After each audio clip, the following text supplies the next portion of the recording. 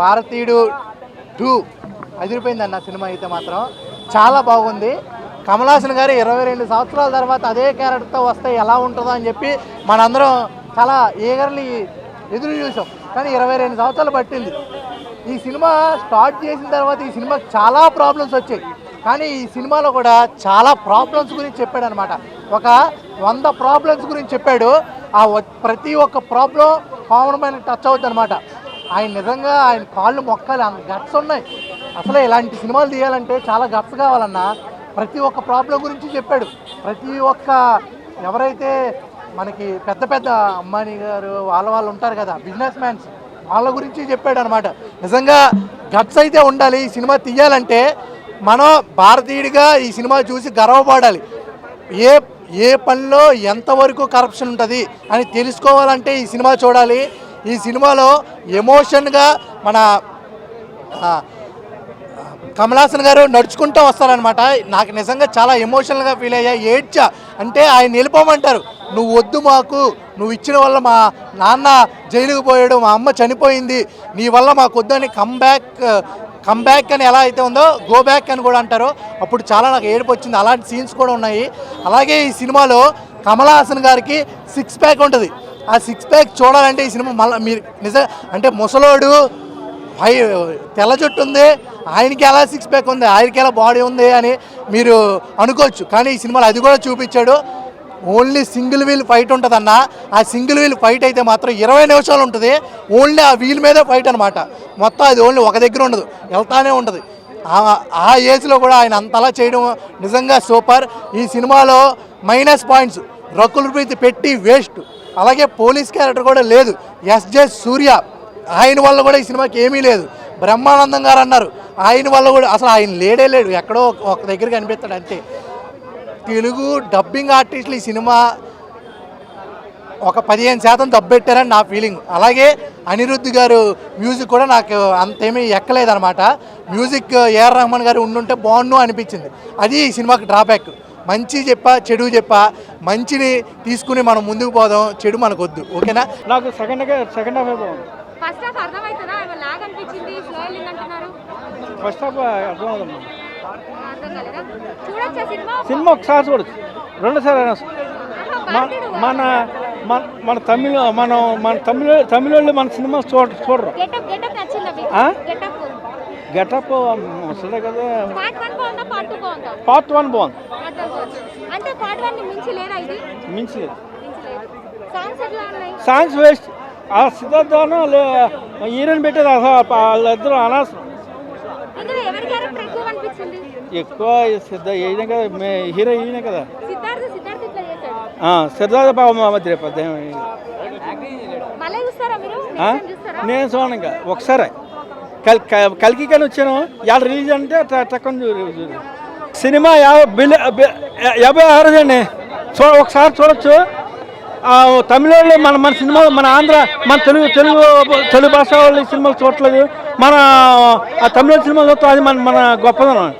అది ఏంటంటే ఇందులో ఆ సిద్ధార్థ హీరోయిన్ ఏంటి రికార్డులోనే, ఆ రికార్డులో అసలు వేస్ట్ ఉంది. ఫైటింగ్లు ఎక్కువ పెట్టారు. లాస్ట్ క్లైమాక్స్ మాత్రం ఫైటింగ్ సూపర్గా ఉందండి అనమాట. అందరూ చూడాల్సిన సినిమా, ప్రతి ఒక్కరు చూడండి. ఇలాంటి సినిమా ఖచ్చితంగా చూడాలి. చూడటమే కాదు, మనలో కూడా మార్పు రావాలి. ఊరికి సినిమా చూస్తే సరిపోదు వాళ్ళు తీసినందుకు. ఓకే, మార్పు అనేది ఖచ్చితంగా మనుషుల్లో రావాలి. Thank you very much. Second half lag ఉంది అంటున్నారు. లేదు ల్యాగ్ లేదు, సూపర్ బాగుంది. ల్యాగ్ లేదు. Action scene super. సెట్ అయ్యాడా భారతీయుడు? బ్రహ్మాండంగా సూపర్, పర్ఫెక్ట్గా ఉన్నాడు అంతే. ఆ ఏజ్ గ్యాప్ కూడా ఈ 20 ఏళ్ల తర్వాత సినిమా వచ్చినా ఆయనలో స్టామినా కానీ ఏమాత్రం తగ్గలేదు. అద్భుతంగా ఉంది cinema. Siddhartha good. Thank you. Full message oriented cinema. అందరూ చూడాల్సిన సినిమా. ఊరికి చూడటం కాదు, మనుషుల్లో కూడా మార్పు రావాలి. 10 మంది మారినా చాలు. ఎందుకంటే లంచగొండితనం అనేది ఉంది. మీరు అలా అంటారు. లేదు, కన్ఫామ్గా హిట్ సినిమా ఇది. ఫ్లాప్ అనే వర్డ్ లేదు, ఊహించకండి కూడా అది. ఓకేనా? గుడ్. అవసరం. భారతీయుడు 1 తర్వాత 2 ఇంకా బెస్ట్, ఇంకా 3. మళ్ళీ అగైన్ మూవీస్ అంటే విక్రమ్ నుంచి కమల్ హాసన్ చాలా బాగున్నారు. ఆయన గురించి స్పెషల్గా ఇప్పుడు అడగాలండి, అసలు అప్రూవ్డ్ కదా ఆయన. ఇండియన్ 3 కూడా అలానే ఉండబోతుంది. Second half 100% we're waiting eagerly. Yeah, Siddharth acting ఎలా సూపర్ ఉన్నాడు సిద్ధార్థ అయితే. మళ్ళీ శంకర్ ఫిలిం కంబ్యాక్ అనుకోవచ్చా? అసలు లేదు, ఎందుకు అలా అంటున్నారు, మీరే అలా చెప్తున్నట్టున్నారు. మళ్ళీ శంకర్ గారు కంబ్యాక్ అంటున్నారు కదా, రియలేనా? Yeah real. అంటే రోబో తర్వాత రోబో flops 2లో కొంచెం డిసప్పాయింట్ అయ్యాము కానీ, బట్ ఇదైతే అమేజింగ్. మళ్ళీ శంకర్ని చూసాం, క్యారెక్టర్ చాలా బాగుంది. పట్టుకుని లాగి తీసాడు తప్ప అంత ఫాస్ట్గా లేదు, బాగా స్లోగా ఉంది సినిమా. అంటే ప్రతి సినిమాలో ఏదో శంకర్ ఉంటుంది కానీ ఇందులో ఏం లేదు అసలు పెద్ద కొత్తగా ఏం చెప్పలేదు. శంకర్ చూస్తారా మళ్ళీ పాట? మళ్ళీ 3 కూడా ఉండేలా ఉంది, లాస్ట్లో ఉండేలాగే తీసుకొచ్చాడు కానీ లాస్ట్లో కూడా క్లైమాక్స్ కూడా బాగా ఇదిగా తీయలేదు, బాగా స్లోగా ముగించాడు. ఏజ్ ఎంత అండి? అప్పుడు 15 ఏళ్ళ క్రితం అంటే ఇంచుమించు ఇప్పుడు 55, అప్పుడు 40, 20 ఏళ్ళు అయిపోయిందా ఎవరిది? సిద్ధార్థ్ బాగానే తీసాడు కానీ సిద్ధార్థ్ కూడా కొంచెం బాగానే తీసాడు. వాళ్ళ నాన్నల అమ్మ పోవడంతో అదే దాంట్లో సినిమాలోని అది కొంచెం మరీ అంత అలా తీయక్కలేదు అసలు. దాన్ని ఒక ఈ ఫ్యామిలీ పోయినట్టు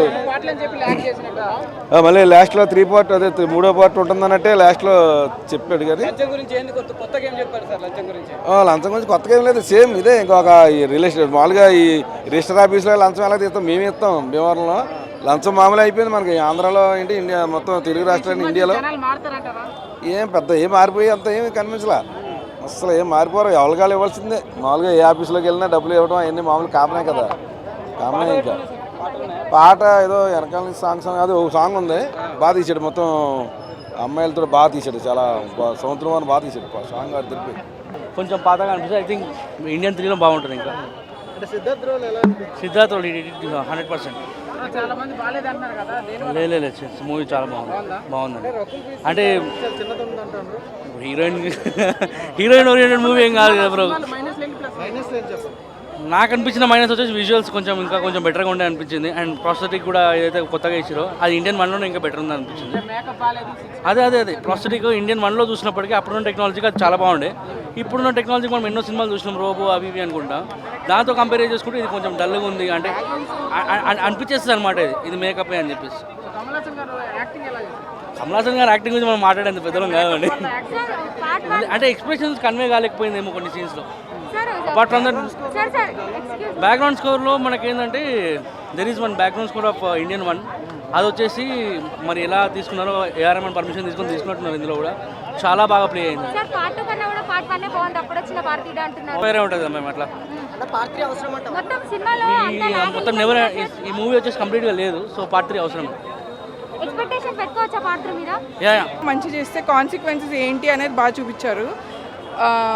చాలా ఎమోషనల్ కనెక్ట్ ఉంది. చాలా ఆ కనెక్షన్ తేవటానికి చాలా డీటెయిల్గా సీన్స్ అన్ని చాలా డీటెయిల్గా తీశారు శంకర్ గారు. The story telling is super. I think Bharateeyudu 3 also చాలా బాగుంటుందని ఎక్స్పెక్ట్ చేస్తున్నాను. సిద్ధార్థ్ గారు he is one of us, ఒక common man. He is a do gooder, like మంచి చేయాలనుకుంటాడు కానీ అతను చేసిన మంచిలో ఇరుక్కుపోతాడు, చాలా బాధలు పడాల్సి వస్తుంది. తర్వాత అతనికి లైక్ క్యారెక్టర్ ఐడెంటిటీ క్రైసిస్ వస్తాయి. So his character is awesome. చాలా ఆయన కెరియర్లో దిస్ క్యారెక్టర్ విల్ స్టే. అవును, Rakul Preet Singh is a supporting character for Siddharth and his team. తనది కూడా మన own character, one of our friends character అనిపిస్తుంది. తను ఉన్న వరకు చాలా బాగా చేసింది. అండ్ కమల్ హాసన్ గారిని we had a feast seeing Kamal Haasan on screen. 1కి 2కి కంపేర్ చేయకుండా చూడాలి. కంపేర్ చేసి చూస్తే you might miss the magic, because this is entirely another story telling of from Shankar sir. Shankar గారు చాలా బాగా డీటెయిల్డ్గా ప్రతిదీ చాలా డీటెయిల్గా ఎక్స్ప్లెయిన్ చేస్తూ తీశారు, కామన్ పీపుల్కి అర్థమయ్యేలాగా. చాలా బాగుంది. అదే వాళ్ళు 1తో కంపేర్ చేసి చూస్తే నచ్చకపోవచ్చు, because 1 is literally a masterpiece, a magic. Bharateeyudu 1 is magic. ఆ మ్యాజిక్ మనం ఇందులో కంపేర్ చేయకూడదు. ఎస్ బికాస్ 3లో క్యాజువల్ అండ్ కమల్ హాసన్ గారికి సీన్స్ అండ్ రొమాంటిక్.